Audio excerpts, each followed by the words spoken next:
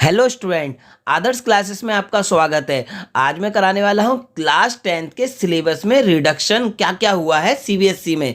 वैसे तो मैंने इसकी वीडियो पहले ही बनाई थी और आपने देखी भी थी, मगर आज मैं आपको कराने वाला हूँ चैप्टर वाइज टॉपिक और एक्सरसाइज की उसमें क्या क्या रिडक्शन हुआ। क्योंकि बहुत सारे स्टूडेंट कहते हैं सर चैप्टर वाइज बताइए कि और कौन कौन से टॉपिक और कौन कौन से क्वेश्चन कटे हुए हैं। तो आज मैं आपको चैप्टर वाइज बताऊंगा एक एक क्वेश्चन के कौन कौन से कटे हैं कौन से नहीं कटे। ये बिल्कुल डिटेल वीडियो होने वाली है कि अगर आप इस वीडियो को देख लेंगे तो आपको आगे कोई प्रॉब्लम नहीं आएगी।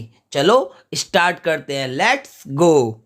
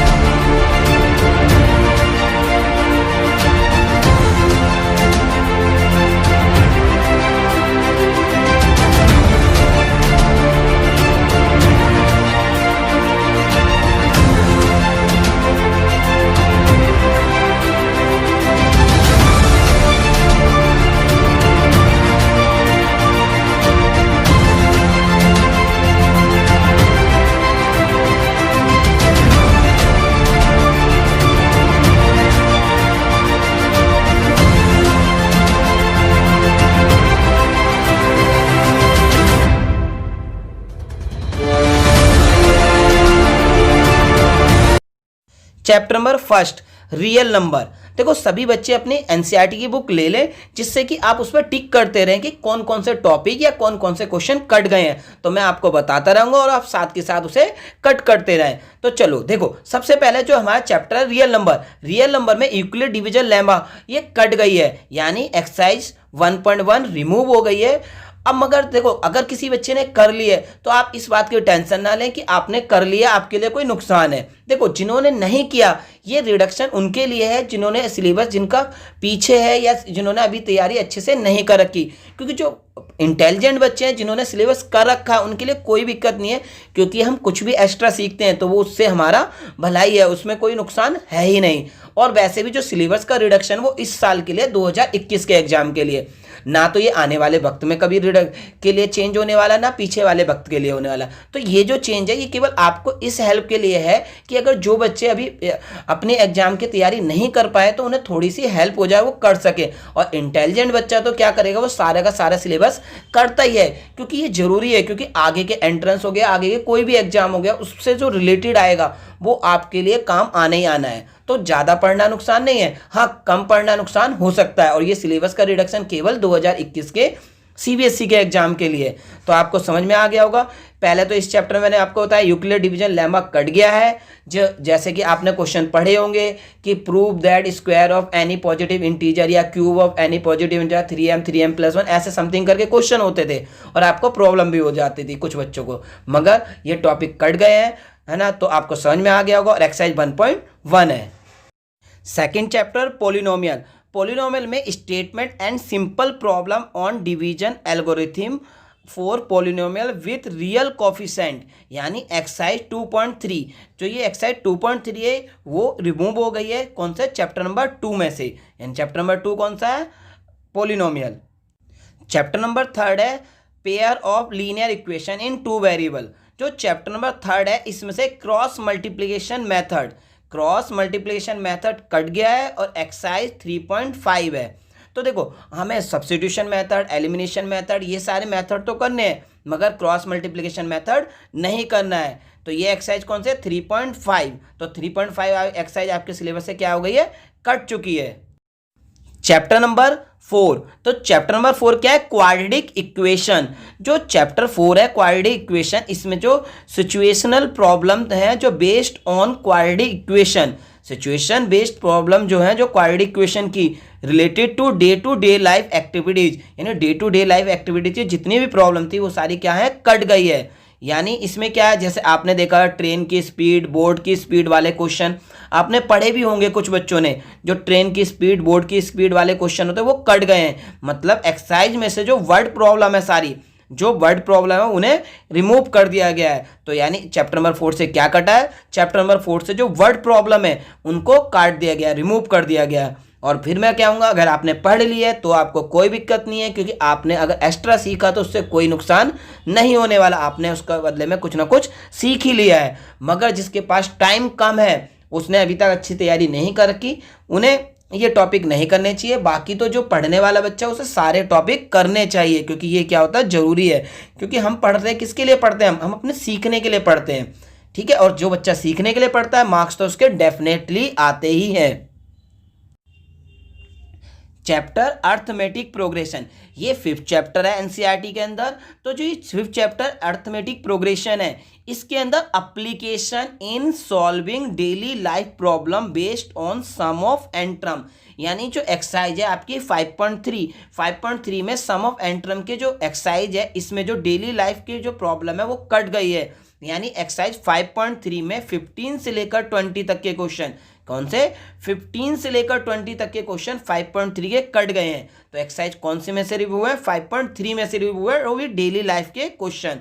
जैसे आपने देखा भी होगा कि 5.3 में जो 15 से 20 तक है वो डेली लाइफ से रिलेटेड है। जैसे कि यूँ कह दिया जाए कि फर्स्ट क्लास के स्टूडेंट 1 पेड़ लगाएंगे, सेकंड क्लास के स्टूडेंट 2 पेड़ लगाएंगे, तीसरी क्लास के स्टूडेंट 3 पेड़ लगाएंगे, तो बताइए 12वीं क्लास के स्टूडेंट ऐसे ही 12 पेड़ लगाएंगे, तो बताइए टोटल कितने पेड़ लगाए जाएंगे। जिन बच्चों ने पढ़ा उन्हें समझ में आ रहा होगा ये क्वेश्चन।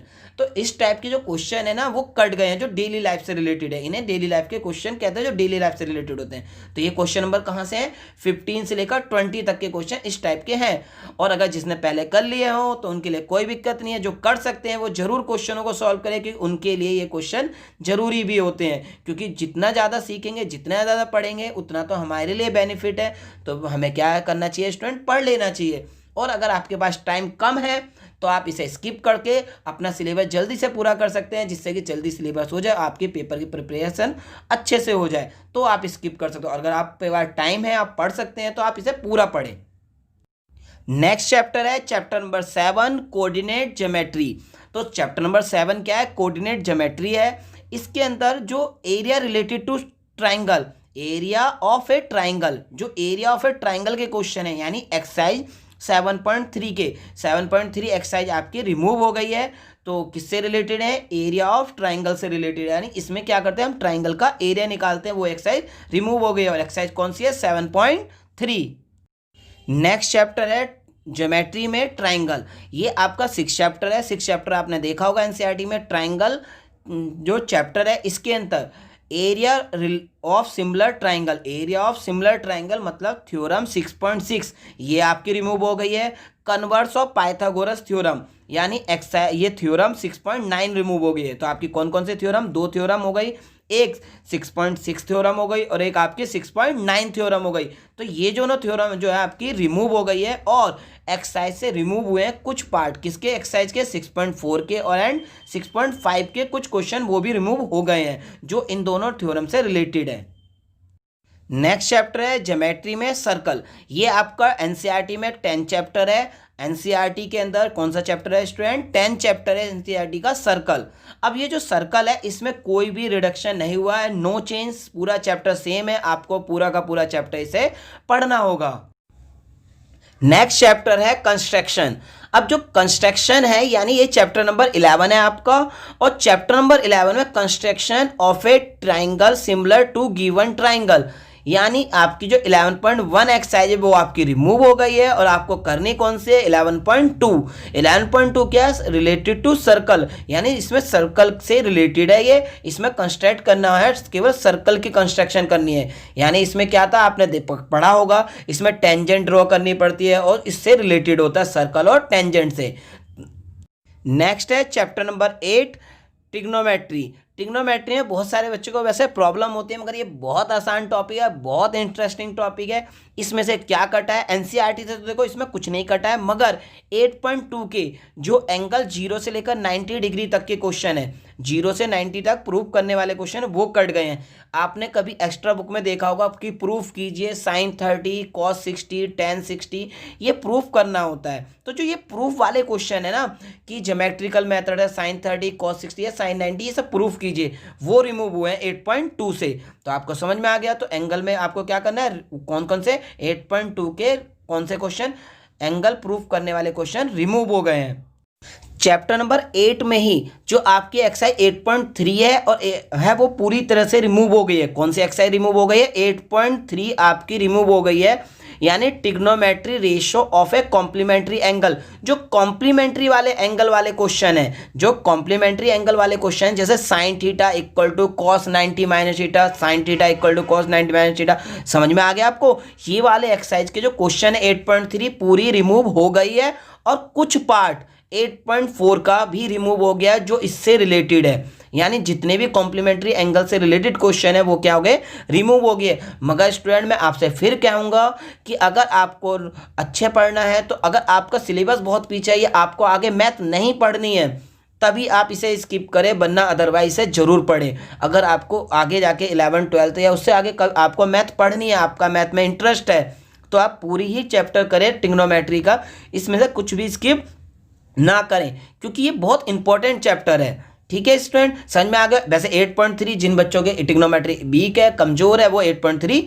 छोड़ सकते हैं, मगर बाकी सारे बच्चे 8.3 जरूर करें। और 8.4 में भी कुछ रिमूव नहीं हुआ, केवल कॉम्प्लीमेंट्री एंगल वाले क्वेश्चन ही रिमूव हुए हैं। नेक्स्ट चैप्टर है चैप्टर हाइट एंड डिस्टेंस, यानी आपका चैप्टर नंबर 9। जो चैप्टर नंबर 9 है उसमें से आपका कोई भी कुछ भी रिड्यूस नहीं हुआ, आपको ये चैप्टर पूरा ही पढ़ना होगा। ये पूरा का पूरा चैप्टर सेम है।